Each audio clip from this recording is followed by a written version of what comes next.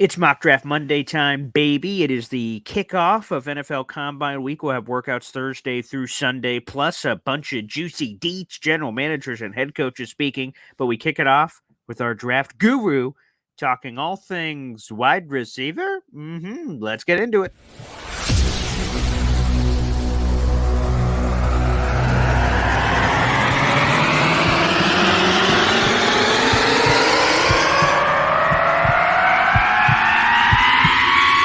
Zoinks!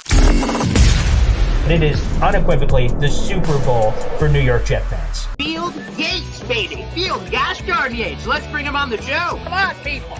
Aaron Rodgers is joining the show. What's up, Aaron? But Trevor Gosh Darn Sycamore, baby, for me, personally, my favorite New York Jet of all time. Wow, it's great to be on. What an intro that was right there. Paul, nobody does an intro like you, man. Paul, you give the best intro of literally any podcast that I've ever been. I'm gonna lose my gosh darn bananas.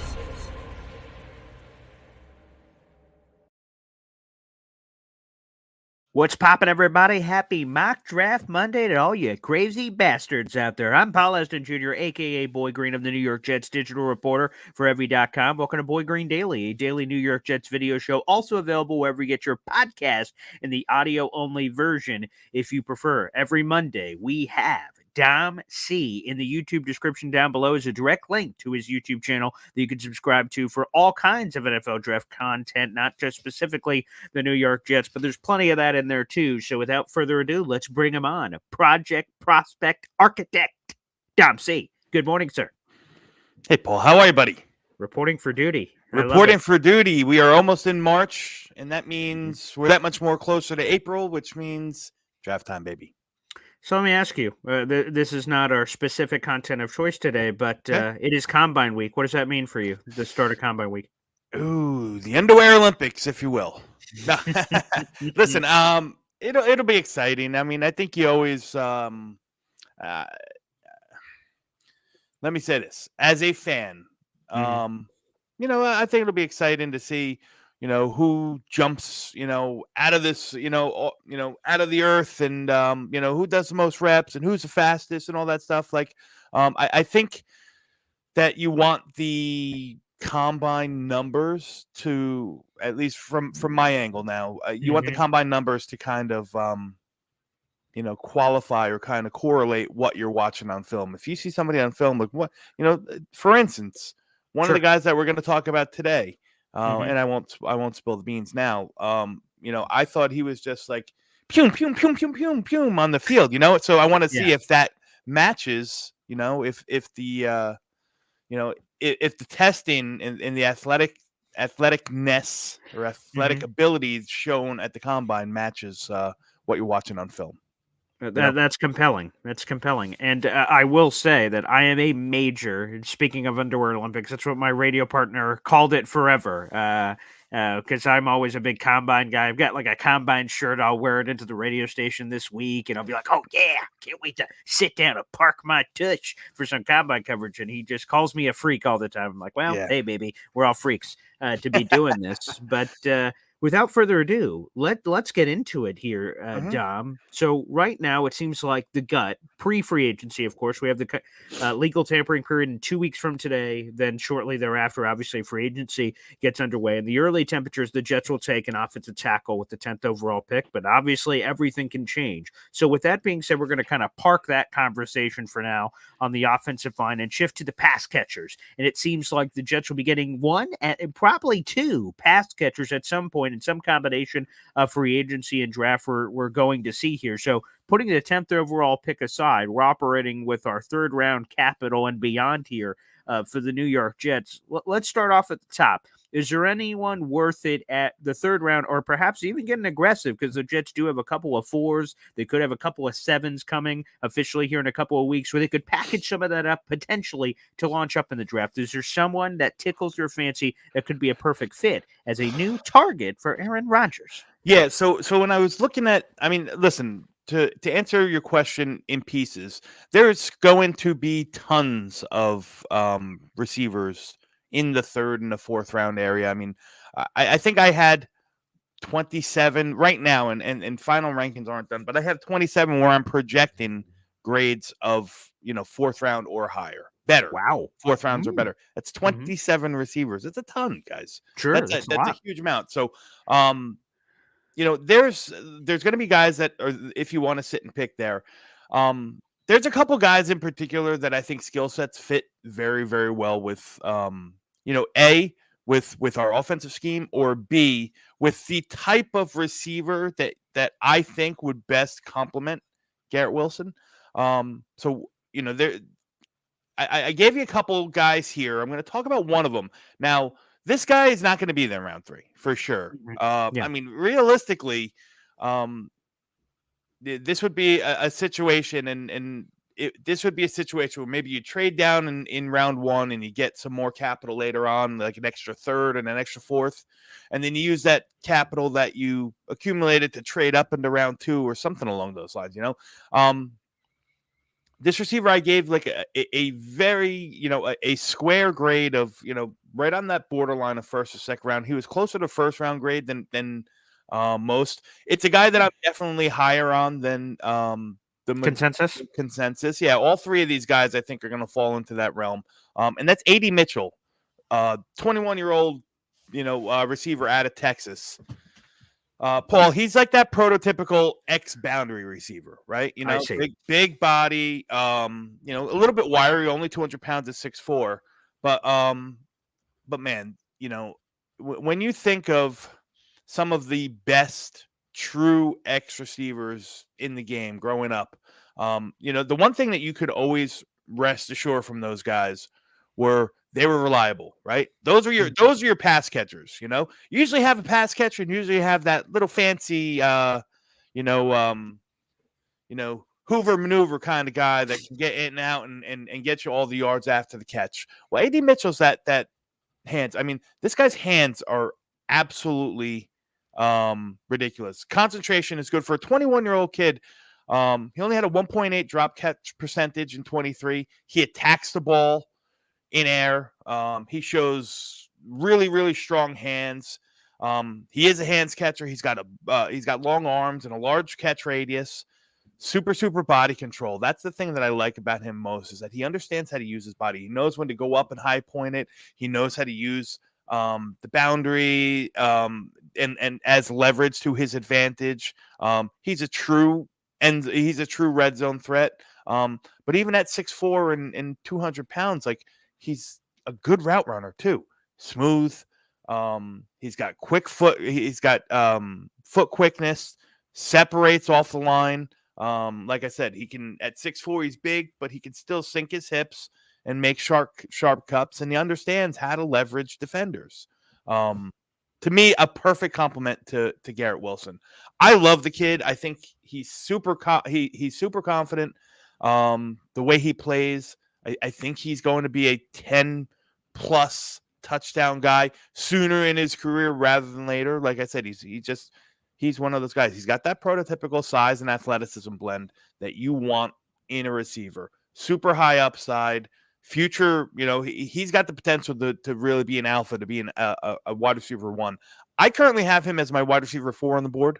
Overall, he's right behind the big 3. Still finalizing, still reviewing some, revisiting some of the prospects before I make a final, stance in who I'm going to have where. But A.D. Mitchell, I think, is criminally undervalued, and I think he'd be perfect. Listen, again, you're talking about a trade up. The realistic is, if we stick and pick, he ain't going to be there. That's the absolute realistic. This is a guy that, if you circle and be like, I want that type of receiver who can move, who can separate, who can be a red zone threat, who's young, just turned 21 years old. A.D. Mitchell's my man. Where's the line? So, okay, you said if the Jets stay where they are, they can't get him. Yeah. Because they're not taking him, obviously, at 10th overall. So what is the number you'd feel comfortable with? Because I think it's good to have these conversations of realism and saying, hey, I'm Dom C. I like this guy, but where the Jets are, we can't get him where we are. They'd have to get to this line. Where would that have to be? Oh, man. It's a difficult question. No, to it's answer. it's a difficult question. I'm just trying to I'm trying to peruse. Listen, I could see him. I'll say this: the absolute floor to me Mhm. would be the Giants. I know they have 2 picks, so they have theirs and the Seattle pick. Correct. Again, I think he would be I think he'd be a good complement to the type of receivers that the Giants have. So I don't know what numbers they are. I know they pick their pick and Seattle. 47 is their second one I have in front of me. Yeah, so 47. I'd say that's the absolute floor. And Okay. listen, is it out of the realm that somebody likes him so much and goes after him, goes up and gets him in the first round? No, it's not. Like I said, he was as close to a first round grade in my initial scouting of him as listen, I have him closer to Roma Dunze than I do, Wow. than some of these guys. I think I think he's going to be really good. He was hampered by a little nagging, freak injury last year, kind of cut into some of his time. But man, I think that the arrow is pointing straight up on this guy. This is a guy that is going to fly under the radar in 2 years from now, 3 years from now, going to take off.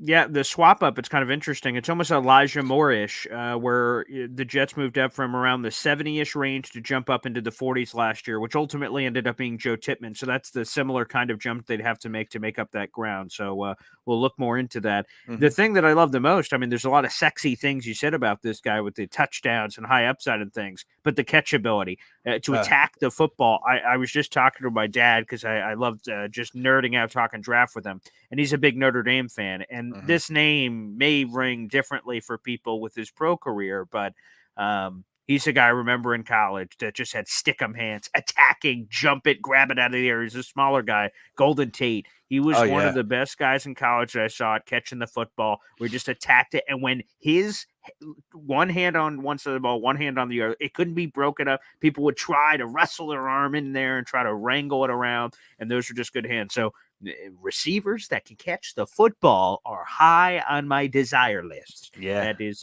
very clear for me. That's for damn sure. Yeah, and AD Mitchell is definitely one of my guys, man.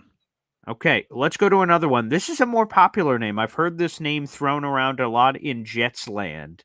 The kid out of Louisville, Jamari Thrash. Yeah. What can you tell me about him? So Jamari Thrash is an interesting guy. Like I truth, full disclosure, I didn't get much into his film until literally leading right up to the Senior Bowl this year, knowing that he was going to be there. I mean, listen, there's just so many there's so many guys out there that you try to catch up on and watch and put a couple games under the belt in scouting us, and he was just one of them I just didn't get to. But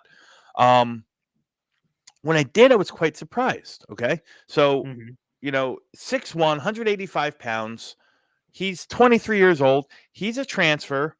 He's a fifth year senior, so he's 23. He's going to be 24. A little bit, on check mark check minus because he's probably a little bit older than he's definitely older than AD Mitchell. I mean, he's got 3 years on him. Different type of receiver than AD Mitchell. Also, this guy's a slot receiver, probably more so. I think he can. I shouldn't say just slot. I shouldn't. Kind of limit him to that. He's a move receiver. He can play the Z. He can play the slot. But to me, with his skill set, I think would be ideal in the slot. We talk about speed and agility. We talk about being a straight up jitterbug. This is Jamari Thrash, right? His speed is his standout attribute for first and foremost. It enables him to beat man coverage. It enables him to make plays after the catch, run after the catch, so on and so forth.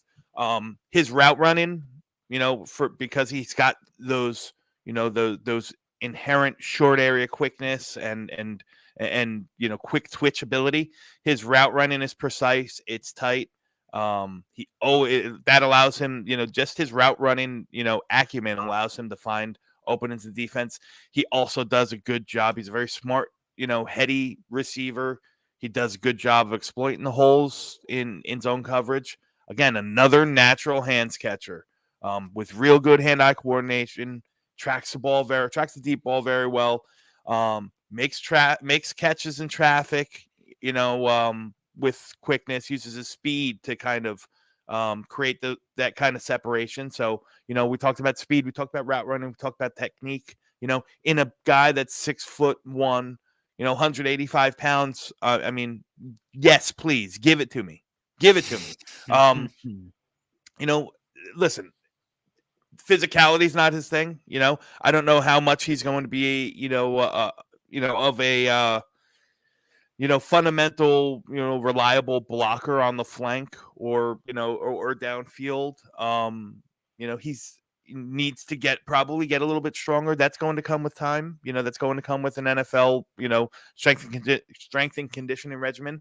He sometimes get bullied and pushed off his routes by the bigger, more physical defensive backs and those real big, super strong press man DBs. They're going to get to a guy like Jamar Thrash.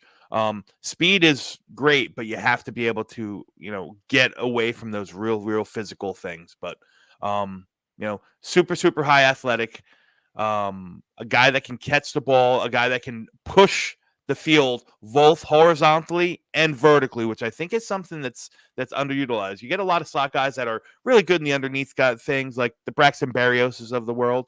And you get some of those slot guys like Jalen Hyatt, who are very good horizontally.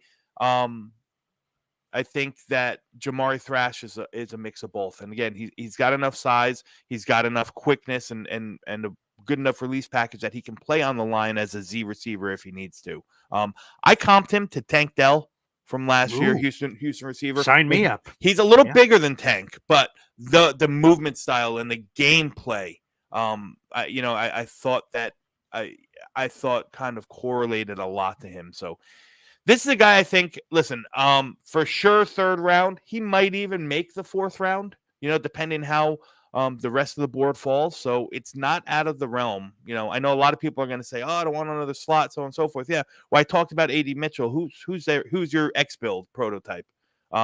And then, Thrash isn't. But Thrash is a very, very, very good receiver. What is your ideology on roster construction as it pertains to the wide receiver position? Because a lot of people use the term, I heard Michael LaFleur say it when he was here, they want to build a basketball team at wide receiver and have short guy, tall guy, shifty guy, this guy, and just kind of have, like, again, the starting lineup, a power forward type receiver, this or that. And then there's the constant, quest. Yeah. Let's find the perfect complement to Garrett Wilson. Others say, give me 10 Garrett Wilsons. I love exactly how that is. So how do you kind of go through your head of that? Because I think fans are talking about that all the time. Well, I'll get, that's a great question. And I think I got an answer for it, but I will preface my answer with saying, with our offense coordinator as constituted, I don't know if it matters, because I think they're all going to run the same 2 routes and so on and so forth. But I digress. Ideally, I know the type of receivers that make me warm and fuzzy, right? Mm-hmm. And necessarily they're the guys that are the agile or are the separators in college. Those kind of receivers, I think, at least through my experience, kind of transfer well to the next league. So AD Mitchell, although he's an X type, think Michael Pittman. Michael Pittman can still get open. Michael Pittman from Indianapolis can still force separation, right? It's not that he's a slug over there and he's just a big guy like I hate to sound negative, but Allen Robinson, from the old Miami, old Rams, old Pittsburgh, where he's an X build that he's not going to get a lot of separation. The gripe into Drake London last year was he's an X build, he's not going to get a lot of separation. Like an Alshon Jeffrey, like a big lugging thing? Yes. Okay. That's not AD Mitchell. I like the guys that can separate. So ideally for me, if you give me one guy who can play the X, that's big, but still be able to separate. So you need that red zone threat, I think. And then if you gave me a room full of, Garrett Wilsons and Jamar Thrashes, I'd be A-okay, man. Because those guys are going to, whether or not they lose the rep at first, their quickness and agility and stuff like that, they're going to get open. Like, I want guys who can force themselves open. Again, we're still going to Dom C, a draft analyst of Project Prospect. Again, his link to his channel is down in the YouTube description. Also, while you guys are watching, we have 100+ people in the room. Make sure you guys like the video, hit subscribe on YouTube, baby, because Dom C joins us every single friggin' Monday here on the channel. We're talking about potential Jets draft targets at the wide receiver position. That could help out our boy Aaron Rodgers, baby, catching some passes in 2024. All right, let's round out this wide receiver conversation with, our Rudy story. A guy who's a day 3 guy. If the Jets decide to dabble in those areas, and hell, if they get 3 comp 7th-round picks, they should have a little bit of action to play with, whether they package those up to trade up or just kind of take a couple of dart throws at the end of the draft. Is there a receiver that checks off your box, that tickles your fancy, that titillates you in one way or another, that they could select on day 3 of the draft? Yeah. So, the name is going to be, a hot commodity, and we'll talk about that. Good lineage, good, strong family football ties. And the guy, listen, this is a day 3 guy. I know people are going to want to boost him up the board because of his name. But in reality, he's a day 3 guy. I think this is a guy that is going to maybe not step on the field and light it up right from the get-go, but he's going to offer you something on special teams, and I think he's got the chance to develop into a useful piece on the offense, and that's Luke McCaffrey. Ooh, okay. Wide receiver from Rice. Yes, it's Ed McCaffrey's son. Yes, it's Christian McCaffrey's brother. Ooh, nice. Check off all those boxes. The bloodlines are strong. So, Paul, I don't know how much you know about Luke. I didn't. Again, he was Not another much. guy. Yeah. Well, again, leading up into the combine, he was just a guy that I just didn't get into a lot of his film. Okay. So I spent my whole flight from Jersey to Atlanta, then the layover before I went to Mobile, inside some of these guys. Luke was one of them. It's interesting, because Luke McCaffrey was a quarterback. Luke McCaffrey went. He transferred. He went to. I believe he started his career at Nebraska. Transferred to Louisville, didn't play, then transferred to Rice. Was a quarterback there for a year before making the switch out to wide receiver, where he's played the last 2 years. So he's very green. Very raw. Has only been playing wide receiver too, but you could tell that. You could tell that he was getting trained by the best, and probably from his dad, because already the kid is technically savvy. He's got clean footwork and a good release package against press coverage. He knows how at 6'2", 200 pounds, he's kind of built, kind of solid.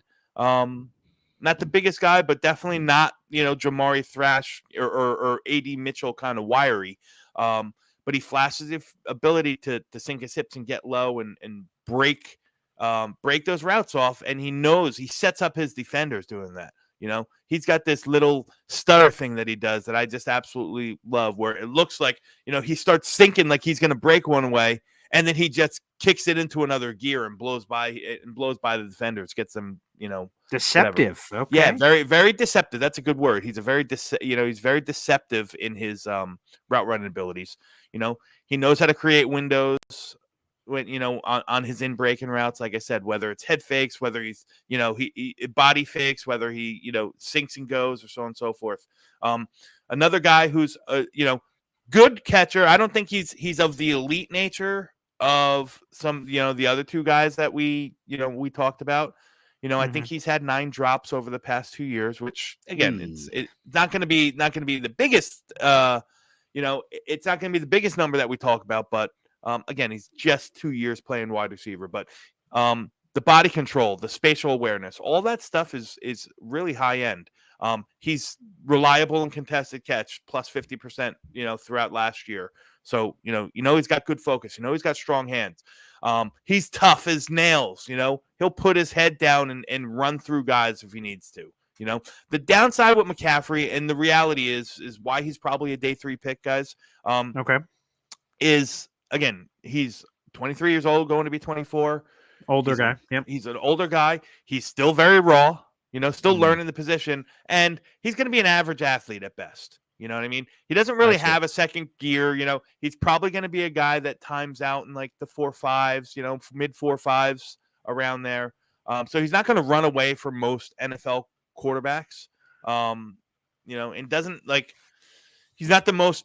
He doesn't have the most burst. Doesn't explode too much. Not the explosion of some of the other guys. So you package all that together, the good and the bad. You get a guy that is intriguing. Is a guy that can help you on special teams, returning kicks, returning punts, all that stuff, and a guy that you want in the wide receiver room and hopefully coach him up so that he can take some meaningful reps here and there, and then eventually work his way into a into a role. But it's not going to be immediate. I think he's a slot the next level, even though at 6'2", 200 pounds. I think he plays the role of one of those big slots. I actually liked his college film, very much. I almost gave them the same exact grade when I went and looked back at it, as Rashee Rice. Ooh. Yeah. I've heard of that guy. Yeah. So, Super Bowl champion Rashee Rice.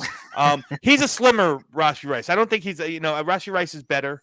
Was better coming out of college, but I had a lot of the same concerns that I do with Luke. So if he can turn into, something, if he can develop over the next 2-3 years into something and end up with with an overall body of work that looks like Rashee Rice, I think he'd be in good shape, man. Yeah, I'll take a Super Bowl ring in Luke. Some Luke McCaffrey action. That'd be juicy. I'd sign up for that. Well, Dom, this is going to be great. Again, shout out to Jake Aswin. He is live at the NFL Combine, so we should have a lot of coverage. I'm looking forward to all that coverage that's going to be coming out there. Yeah. Dom, I'm looking forward to all your draft content as well. Again, Project Prospect, that is down in the YouTube description. All you have to do is click the hyperlink, and that will jump right to his channel. Super easy to do. Make sure you guys show your support for Dom. Dom, I've really enjoyed this process. I'm looking forward to Combine Week and all the coverage we're going to get from everybody here. So, man, we are in the thick of it. I love it, too. I couldn't be happier, man. Well, Dom, any quick plugs or anything you have coming up here? Combine Week coverage on your channel. What's popping? No. Listen, I got a lot of good stuff coming on. Filming on Project Prospect with a couple of the guys from Cover One, who do a phenomenal job for covering the Buffalo Bills stuff. You can always catch me on the Talking Jets Network. Also, tonight I'll be with Ryan talking more draft stuff at 9 p.m. Normally that show's at 8 p.m. Tonight we're doing at 9 just because of previous conflicts and stuff like that. So if you're free and you want to stop by and you can't get your fill on the draft stuff, come talk to us. All right. Any green bean action tonight? Oh my God, I almost forgot that. Yeah, 10 o'clock mock. The 10 o'clock mock also, that's a given. That's always yeah, come on. I'm your agent here. I'm like I'm telling you. Hey, make sure you say this too. All right. Sorry, green bean, send me my royalty check, pal. Send me my royalty check. Excellent. So we go from 9 all on the Talking Jets Network, guys. From 9 to 10 and then right from 10 to when the mock draft is done. So beautiful. Looking forward to it. Thanks, pal, for joining us, and looking forward to seeing you next week to recap all the Combine action. Should be fun. Awesome, Paul. Talk to you soon. All right. Thanks, everybody, for tuning in to Boy Green Daily. We'll see you tomorrow morning.